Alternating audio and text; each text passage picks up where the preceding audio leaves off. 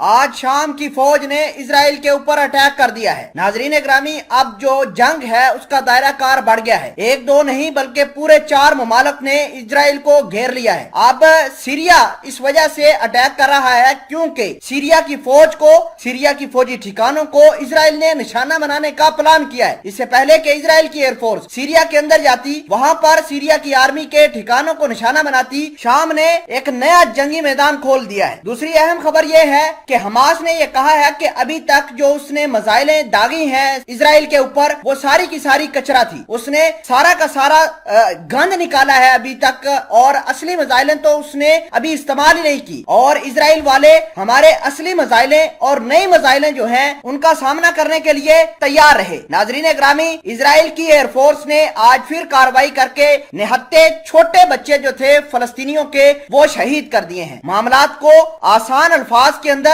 और बड़ी डिटेल के साथ आपके साथ शेयर करेंगे। छोटी सी गुजारिश है कि आप हमारा यूट्यूब चैनल हसनात टीवी को सब्सक्राइब कर लें, घंटी का निशान को दबा लें ताकि लेटेस्ट न्यूज आप तक पर वक्त पहुंचती रहे। सबसे पहले तो आपको ये जानना चाहिए कि आज सीरिया ने बड़ा अटैक किया है। एक नहीं बल्कि 3 मिसाइल दागे हैं। ये मिसाइल जो है इजराइल के उन इलाकों पर गिरे जो उसने जबरदस्ती और नाजायज तरीके से फलस्तीनियों से छीन कर वहाँ अपने लोगों को बसा डाला है। इतलात ये है कि इन मिसाइलों की जद में आकर 7 इजरायली जाम हक हो गए हैं। नाजरीन ग्रामी, आपको ये बता दें कि गोलन हाइट्स का मामला जो है वो बहुत पुराना है। साल 1967 के अंदर इजराइल ने कार्रवाई की थी। इजराइल ने जंग करके सीरिया से गोलन हाइट्स वाला इलाका ले लिया, और इसी को छुड़वाने के लिए आज सीरिया की फौज जो है वो इजराइल के ऊपर लगातार अटैक कर रही है। इसका मतलब ये है कि जंग का दायरा कार बढ़ गया है। एक तरफ सीरिया, फलस्तीन के जंगजू हमास, दूसरी जानब लेबनान और जॉर्डन के जो ममालिक हैं उन्होंने इसको घेरना शुरू कर दिया है। इजराइल की उल्टी गिनती शुरू हो गई है और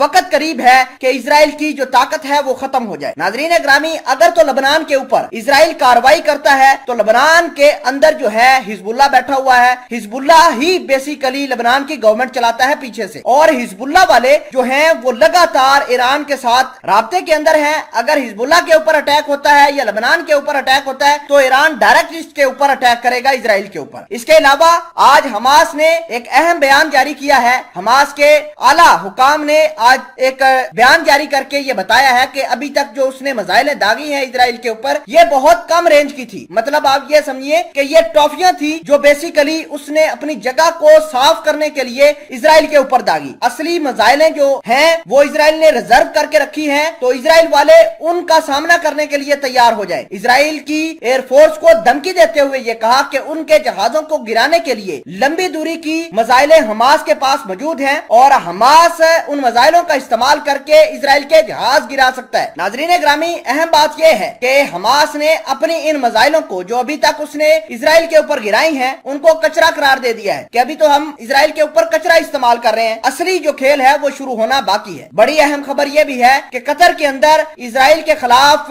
एक रैली निकाली गई और उस रैली के अंदर हमास और हिजबुल्लाह के आला हुकाम यानी सुप्रीम लीडर वहां पर मौजूद थे, जो कि कतर के लोगों के साथ मिलकर एहतजाज कर रहे थे। इसका मतलब यह है कि जंग के अंदर कतर भी शामिल हो चुका है। साल 2014 के अंदर भी इजरायली एयरफोर्स ने कार्रवाई की थी गजा के ऊपर और बहुत सारे फलस्तीनियों को शहीद कर दिया। आज भी जो शहीद हो रहे हैं वो फलस्तीन के छोटे बच्चे हैं। इतलात के मुताबिक 47 के करीब फलस्तीनी बच्चे हैं जिनको शहीद किया गया है, जिनकी उम्र 2.5 माह से लेकर 12 साल तक बताई जाती है। आप खुद अंदाजा लगाइए कि इस छोटी उम्र में हमास के साथ इन बच्चों का क्या ताल्लुक होगा, इन बच्चों का ईरान के साथ क्या ताल्लुक होगा, और ये बच्चे क्या हिजबुल्लाह को प्लान कर रहे हैं, हिजबुल्लाह के अटैक्स को सरंजाम दे रहे हैं, क्या उनके इवेंट्स को ऑर्गेनाइज कर रहे हैं? ये अपने आप में बहुत बड़ा सवाल है।